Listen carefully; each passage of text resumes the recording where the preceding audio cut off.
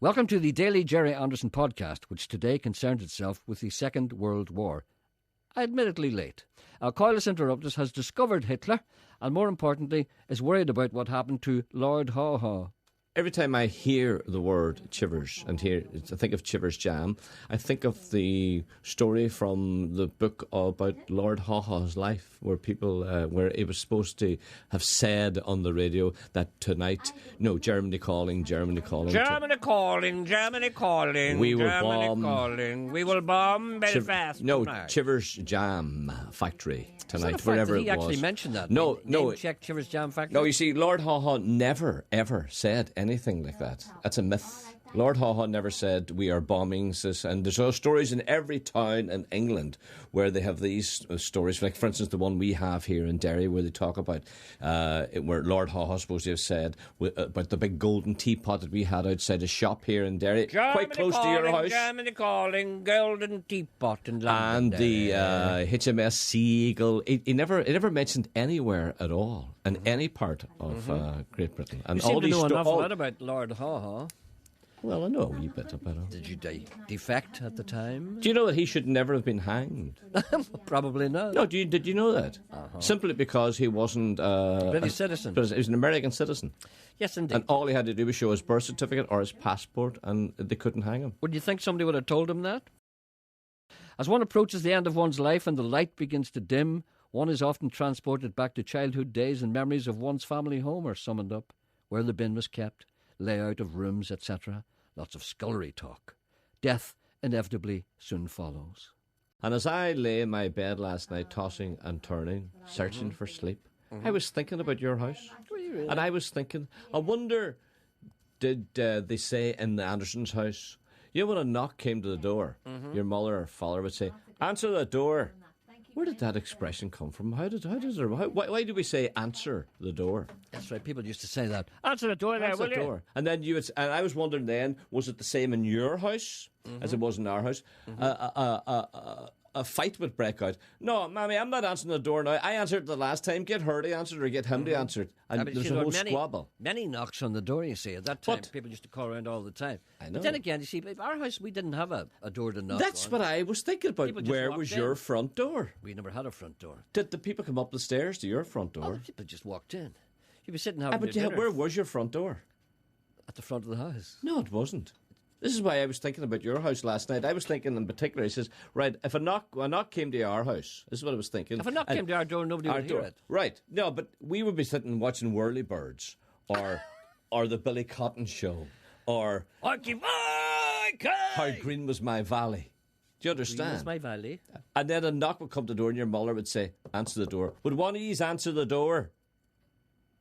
But when it happened in your house, you had to go way down the stairs. That's why we kept our door open at all. So did a man come in your hall and up the stairs, and then was your front door at the top of the stairs? No. You understand? That's why I was wondering where your front door was. No, we had two doors down below. We had a front door and a vegetable door. Well, was the front? The vegetable door? Well, was your front door always open? And your, what do you call it again, your vegetable? No, actually, our front door was always open and our vegetable door was closed. It was closed. It was the vestibule door. Yes. But when we didn't know what a vestibule was, so we called it the vegetable door. Right. So your front door was open, so people would just go in, and the vegetable door had a glass front on it. Well, if some of your mates were not calling for you. No, they didn't. They just came in. And through the vegetable door and up the stairs? Into the vegetable door, straight up the stairs. There was 17 stairs to our living room. And then a rap on the door? That's right. No, they just walk in. Just walk straight in? Yeah, absolutely, yeah. Sure, you could have been taking a bath in front of the fire. No, you'd be sitting in your living room. Then in the kitchen, nobody was allowed into the living room because that was a good room. You'd be in your own living room. You'd be in your kitchen. Everybody in the house would be in there. There'd be like 18 people in there. In the living room? And we had a big house. We never owned it. But for some reason, I told you before, we inherited a rented house that the landlord spent all his life trying to get us out of it. But we had loads. But your TV was in the living room. No. Yes, it was. Listen, no. Yes, it wasn't. Once again, Ken has sabotaged the microphone so that the presenter sounds as if he is broadcasting from a public convenience. So cunningly has he set the rut that the presenter can do nothing to make himself sound human. I'm sorry, there's a whole row going on here that's nothing to do with you, and I'm sorry to drag you into it. If you need a hand, I'll go down now, Jerry. Bring a few guys down and sort these people out. It's this microphone. I keep telling them. Do you know what I keep telling them? Yeah. Sorry, I'm talking to him in there. Yes. Do you know what I keep telling them? This is a wee Mickey Mouse microphone. See this wee Mickey Mouse microphone? Yes. It's all right when I'm like that. Yes. If I move an inch to the left, or the right, is that still all right? No. You see? No. See the nice big microphones you have in Belfast, big thick ones, big things, they look like big barrels. Yes. And the wee Mickey Mouse microphones we have here. I want a real microphone. Go out and get me a real microphone. Why don't you bring one down when you're in Belfast tomorrow? Take one of the microphones. But then they might miss it. No, they won't. Why have they got the big microphones here? Take one of our microphones up to Belfast. The one of the wee Mickey Mouse. These are the ones you see Dickie Rock singing into. These are no good. That's why I keep. Anyway, sorry. Back to you. No, they're probably collective items, all right. Whether or not they're worth money, I really don't know. But that's not your concern, really. But you're just concerned as to whether they're. You don't want to throw them out if they're valuable. Uh-huh. Well, tell me exactly. You've got those John McCormick ones. Tell me what you have there. What do you mean? Hear my song and things like that? What exactly is it? It's obviously a disc. Have you a date on it or what? Well, there's music and all with Richard Topper, and the two photos are on the song sheets. Yes. Gary, I was taking a needle there. You were talking about Mickey Mouse. You weren't talking. Yes.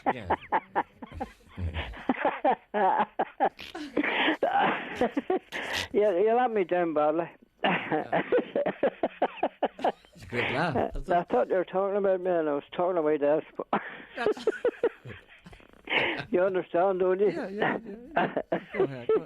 So you're more in favour of Mickey Mouse, then, okay? But listen, Arthur.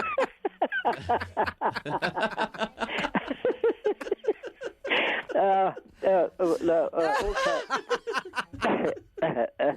What was it? Arthur. That was very funny, all right. I thought you had another friend down there. Dear.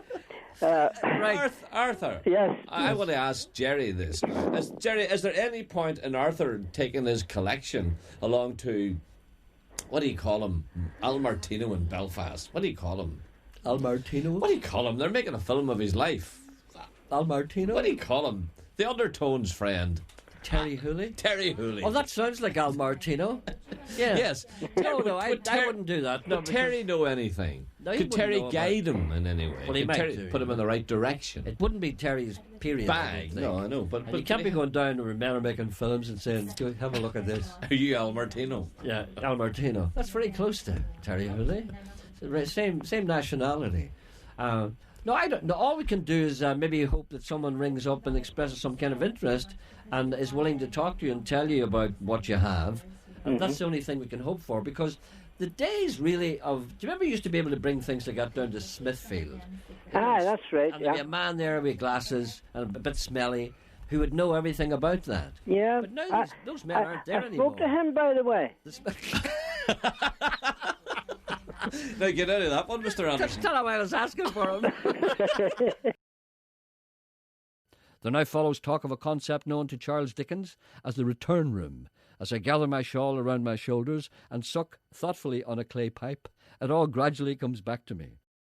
Mr. Coyle, we had a return room in our old family house. You asked me about a return room. Yes. What is a return room? That's what I don't know. Well, this person is telling me. Well, what would you describe as a return room? Is it a particular room? It was the first room at the top of the stairs. That's all I know. Is that a fact? No, I don't know. That's what we called the return room. It was out the back, looked over the backyard. The first room at the top of the stairs that looked over the backyard. That would have been a bedroom. Yeah. Many bedrooms did you have? 2, 3? 3. 3? Oh, swanky. 3. Well, that would have been the spare room if there hadn't been so many of you. Yes. Right then. We had a return room in our old family house. My granny told us it was called that as that was where returning friends would have been put up for the night. Oh. Right? Right. So does that make sense to you? No. Well, it does make sense because people didn't have any space then. Well, maybe the return room is the one at the top looking out over the what? The backyard. The backyard. So that would be the least desirable room. Absolutely, that's where I was. How did you know? That's right. That's the least desirable room, and that's the place where you put people been put up for the night. I slept in that room one day for 24 hours and nobody came near me. For 24 hours? 24 hours. I was in that room. I just Asleep? lay there. Probably in a coma. No, just lay there. Didn't want to get up. You know when you were 19 or something. No, that age. Yeah, you could sleep indefinitely and lie in bed Yes, indefinitely. I just lay there. And did nobody ever come up and say, "Are you hungry, No, John? Do you no, want something to no, eat?" no. That must have been a blow for you. They let me lie, and when I got up, it was another day. You know, I'd missed a full day. Did nobody say, "Do you feel like a wee No, piece of toast?" I think it was that stage. You know, when you were angry, and the people in the house didn't understand what you were talking about. You know that. That's not when the army came in. Was it? No. Is that when the army came in? Could you please, Anyway. Could you? We didn't like it. Shops too come under scrutiny. Sweet shops of old, where rancid bacon and loose pig's feet can be purchased for a pittance, brandy balls proliferate, and Peggy's leg is stuck out.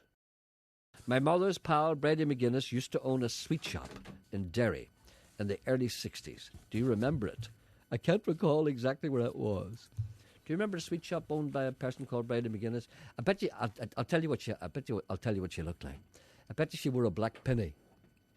I wouldn't think so.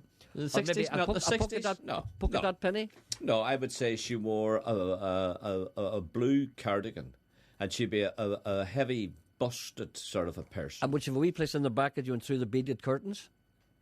No, I don't think so. But the shop would be in her own house. It would be And our her own sitting room house. would be in Our the back. own house, aye. And if you went in there, there'd be nobody there, and you'd stand there, and then she'd come out through the beaded curtains and say, "How you doing, son?" I don't like the beaded curtains. Beaded curtains. Yeah. That's wee. And The beaded shops. curtains because you don't have to open a door, and you can't see in through the beaded curtains because they're quite dense, and all you had to do is walk through them.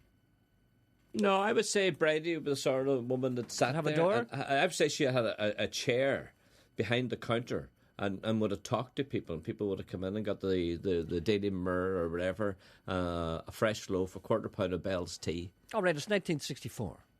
You're going into Brady McGuinness' shop. Yeah. What do you buy? Well, a man would be buying Half a quarter pound of brandy balls. 10 Woodbine, Box of matches. box of matches, a white pea coupon, Would a you get an 7 o'clock everlasting- razor blade. Would you? Right. Would you get an everlasting strip? The Peggy's leg. No. Spangles. What would you get? If he was buying sweets in the 1960s, Spangle. depends if he's curtain. If he was going walking out with the girl, he might buy a quarter pound of roses. Men bought quarters of pounds of roses and put them in their pocket. In their what do you call it? Their overcoat pocket. Yeah, but they're over their Dexter pocket. I never did that. No, See, I never had that life. I never had that. But men life. did that, didn't they? Men, I don't know. I never But did. men it. used to buy quarter pounds of sweets and I'll give go them to out- girls I never did that. and go for a walk. I used to buy them a bottle of vodka. It's far better in the long run. Thank you for listening. Back tomorrow.